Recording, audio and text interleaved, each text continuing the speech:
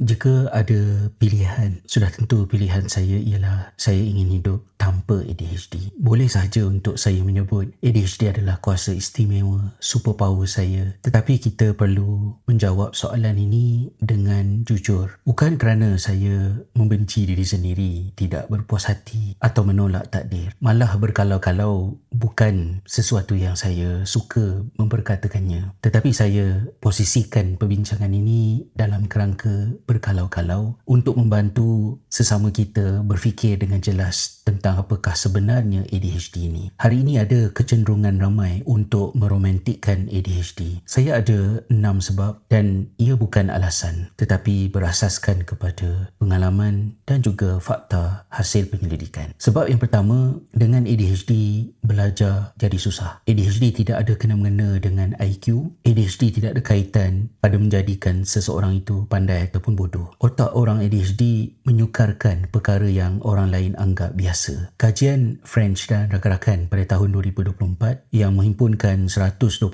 kajian mendapati ADHD secara konsisten dikaitkan dengan pencapaian akademik yang rendah, risiko keciciran dan peluang pendidikan yang lebih kecil. Saya hidup dalam statistik itu. Bertahun-tahun lamanya, saya kenal rasa menjadi seorang yang dikatakan ada potensi tetapi tidak menunjukkan hasil. Susah untuk orang nampak bahawa saya bukan tidak mahu, tetapi saya tidak mampu kerana saya sendiri pun belum faham apa sebenarnya yang berlaku kepada diri saya. Sebab kedua, mengapa jika ada pilihan untuk terima atau tolak ADHD, saya memilih untuk hidup tanpa ADHD ialah kerana bekerja pun jadi susah. Ada yang fikir jika sekolah dah habis, ADHD pun selesai. Tetapi tidak. ADHD masuk bersama-sama dengan kita ke tempat kerja. Ia duduk dalam mesyuarat. Ia masuk bersama mengekori kita di dalam deadline. Ia masuk dalam email yang bertangguh berminggu-minggu. Ia bersama dengan kita pada rutin bangun pagi, menempuh traffic jam dan mengulangi perkara yang sama 5 kali sehari, seminggu, sebulan, setahun dan seterusnya. Kajian Jervan dan rakan-rakan pada tahun 2012 mendapati hanya 22.2%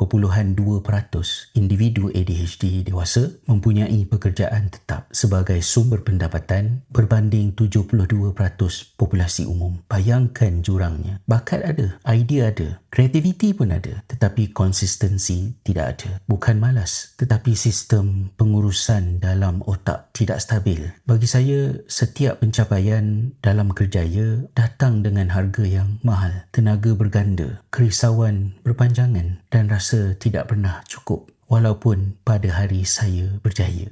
Sebab ketiga, mengapa jika ada pilihan untuk saya hidup tanpa ADHD, saya memilih untuk hidup tanpa ADHD ialah kerana berumah tangga dan berkeluarga dengan ADHD itu susah. Ini adalah bahagian yang agak jarang dibincangkan. ADHD bukan hanya mengganggu kita belajar dan bekerja, ia masuk ke ruang hidup kita yang paling peribadi dan intim. Kajian French dan rakan-rakan juga menunjukkan ADHD dikaitkan dengan kadar perceraian yang lebih tinggi, lebih banyak konflik dan kualiti hubungan yang lebih rendah. Mengapa? Sebabnya jelas, simptom sama yang berlaku di tempat belajar dan bekerja mengikori sama masuk ke dalam rumah tangga dan keluarga. Terlupa kepada janji, lupa kepada tarikh-tarikh penting, mendengar tetapi seperti tidak benar-benar hadir, impulsif, cepat marah, emosi boleh naik secara mendadak, kemudian turun seolah-olah tidak ada apa-apa yang berlaku, atau mengambil masa yang lebih panjang dari biasa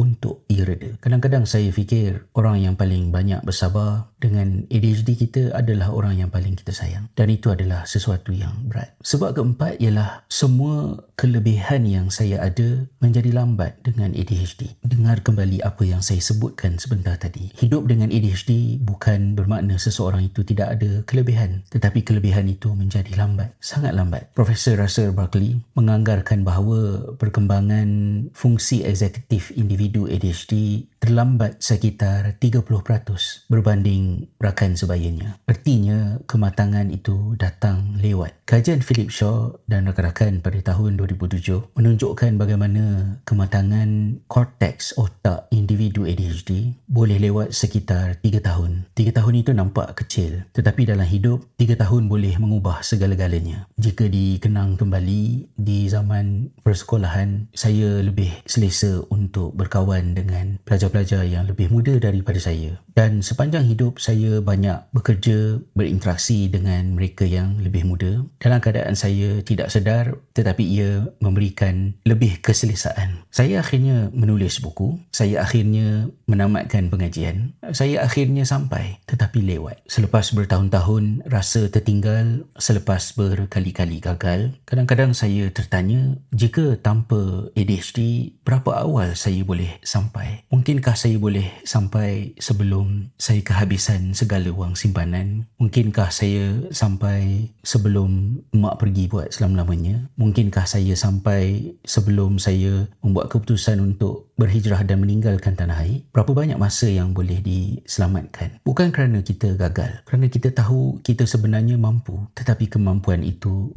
lambat. Sebab kelima, mengapa jika saya boleh pilih untuk hidup tanpa ADHD, saya pilih untuk hidup tanpa ADHD, ialah kerana kesihatan dan umur. ADHD jarang datang bersendirian dan ini sangat penting. ADHD bukan sekadar gangguan fokus, ia hadir bersama kegelisahan, kebimbangan, kemurungan, ketagihan, burnout yang memakan diri perlahan-lahan. Kajian Jervan dan rakan-rakan mendapati lebih 1/3 orang dewasa ADHD mengalami kemurungan. Lebih 1/4 terjebak dalam penyalahgunaan bahan, dan ini bukan angka yang kecil. Ia realiti hidup ramai orang. Kadang-kadang kita fikir masalah kita hanya tidak boleh fokus. Sebenarnya kita sedang membawa seluruh beban kesihatan fizikal dan mental yang berat. Setiap hari, ADHD disenaraikan sebagai antara ancaman terbesar kepada kesihatan awam. Sebab keenam adalah yang paling mengejutkan, tetapi tidak mengejutkan sebenarnya. ADHD hadir bersama risiko hidup lebih pendek.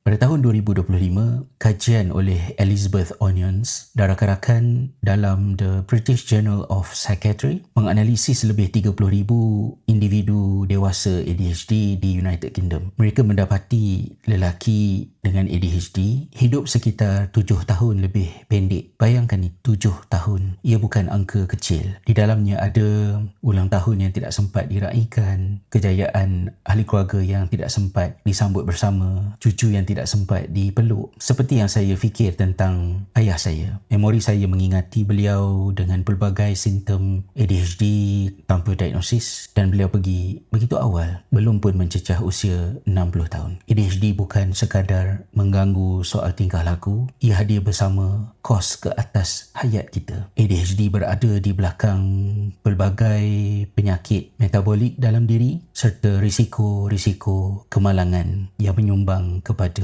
berkurangnya potensi hidup. Jadi jika saya boleh memilih, saya akan pilih untuk hidup tanpa ADHD. Tetapi tidak ada manusia yang boleh memilih kondisi neurologi masing-masing. Apa yang saya boleh pilih ialah memahami, merawat, membina sistem, mengambil ubat jika perlu, mencari bantuan, membantu dan berhenti menyalahkan diri. Kajian Lee dan rakan-rakan pada tahun 2024 menunjukkan rawatan ADHD dikaitkan dengan pengurangan risiko kematian sebanyak 19%. Artinya, ia bukan kehadiran sebuah takdir yang berhenti di situ. Ia boleh diurus. Namun, saya tidak sama sekali akan meromantikkan ADHD. ADHD bukan label untuk satu kabilah yang kita perlu berebut untuk bersama. Saya ada ADHD, tetapi ADHD saya usahakan untuk tidak menguasai dan memiliki saya.